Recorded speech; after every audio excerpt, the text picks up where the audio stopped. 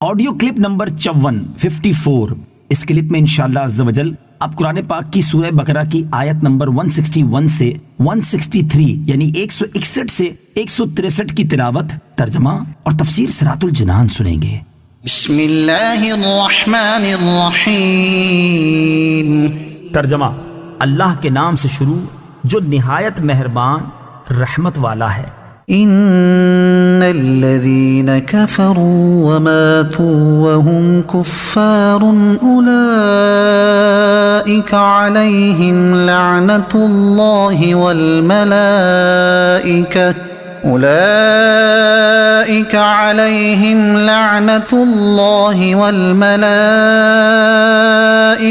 والناس اجمعین۔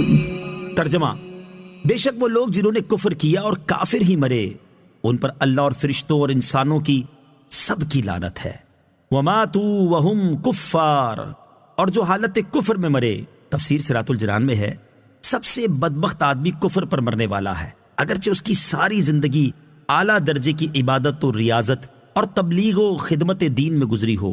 کفر پر مرنے والوں پر اللہ تعالیٰ کی، فرشتوں کی اور تمام انسانوں کی لعنت ہے۔ برے خاتمے کا خوف۔ اس آیت سے معلوم ہوا مرتے وقت ایمان کی دولت سے محروم رہ جانا سب سے بڑی بدبختی ہے، اور اس وقت ایمان کا سلامت رہ جانا بہت بڑی سعادت ہے۔ لہٰذا ہر مسلمان کو چاہیے کہ وہ اگرچہ کتنا ہی نیک و پارسا، عبادت گزار اور پرہیزگار کیوں نہ ہو، اپنے برے خاتمے سے خوفزدہ رہے۔ ہمارے بزرگان دین کا بھی یہی طرز عمل رہا کہ وہ سب سے زیادہ برے خاتمے کے بارے میں خوفزدہ رہتے تھے۔ چنانچہ جب حضرت سفیان ثوری رحمت اللہ تعالی علیہ کا وقت وصال آیا تو آپ نے رونا شروع کر دیا۔ ان سے کہا گیا آپ امید رکھیے، اللہ تعالیٰ سب سے بڑھ کر گناہوں سے درگزر فرمانے والا ہے۔ آپ رحمت اللہ تعالی علیہ نے فرمایا، تم کیا سمجھتے ہو کہ کیا میں اپنے گناہوں کی وجہ سے آنسو بہا رہا ہوں؟ اگر میں جانتا کہ اللہ تعالیٰ کی وحدانیت پر قائم رہتے ہوئے مروں گا تو پھر مجھ پر پہاڑوں کے برابر بھی گناہ ڈال دیے جاتے تو مجھے کوئی پرواہ نہ ہوتی، یعنی ایمان پر موت ہو جائے تو مجھے کچھ ڈر نہیں۔ حضرت امام احمد بن حنبل رضی اللہ تعالیٰ عنہ کے انتقال کے وقت جب آپ کے صاحبزادے نے طبیعت دریافت کی تو فرمایا، ابھی جواب کا وقت نہیں ہے، بس دعا کرو کہ اللہ تعالیٰ میرا خاتمہ ایمان پر کر دے، کیونکہ ابلیس لعین اپنے سر پر خاک ڈالتے ہوئے مجھ سے کہہ رہا ہے کہ تیرا دنیا سے ایمان سلامت لے جانا میرے لیے باعث ملال ہے، اور میں اس سے کہہ رہا ہوں کہ ابھی نہیں، جب تک ایک بھی سانس باقی ہے میں خطرے میں ہوں، میں تجھ سے پرامن نہیں ہو سکتا۔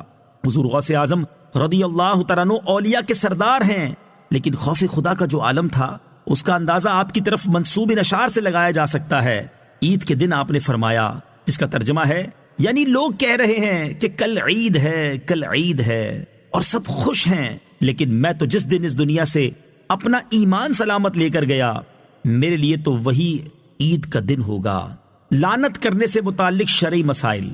یہاں آیت میں کافروں پر لعنت کی گئی ہے۔ یہ مسئلہ یاد رکھنا چاہیے کہ جس شخص کے کفر پر مرنے کا یقین نہ ہو اس پر لعنت نہ کی جائے۔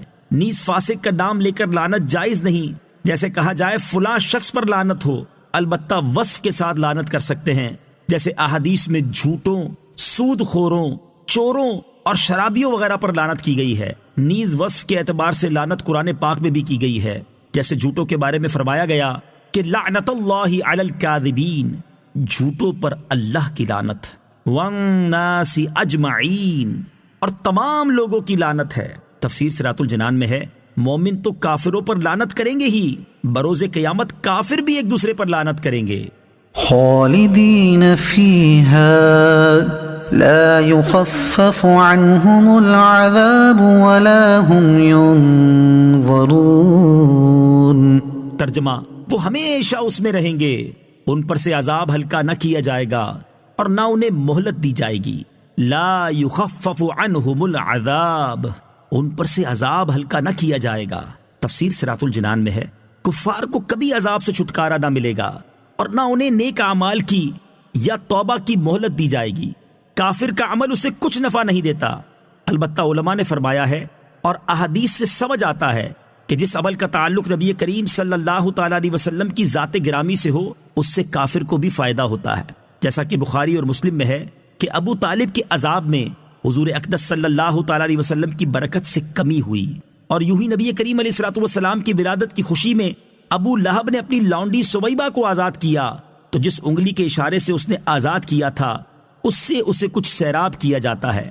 یہی کلام علامہ عینی رحمۃ اللہ تعالی علیہ نے ابو لہب والی حدیث کے تحت عمدۃ القاری جلد نمبر 14 صفحہ 45 پر فرمایا ہے۔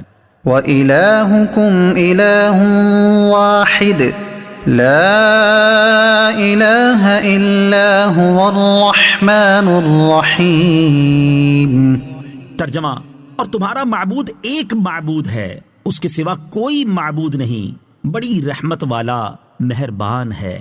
وَإِلَٰهُكُمْ إِلَٰهٌ وَاحِدٌ، اور تمہارا معبود ایک معبود ہے۔ تفسیر صراط الجنان میں ہے، کفار نے حضور اقدس صلی اللہ تعالی علیہ وسلم سے اللہ تعالیٰ کی شان و صفت معلوم کی تو یہ آیت مبارکہ نازل ہوئی کہ تمہارا معبود ایک معبود ہے، نہ اس کے اجزاء ہیں، نہ کوئی اس کی مثل ہے، معبود و رب ہونے میں کوئی اس کا شریک نہیں، وہ اپنی ذات و صفات اور افعال میں یکتا ہے، مخلوق کو تنہا اسی نے بنایا، وہ اپنی ذات میں اکیلا ہے۔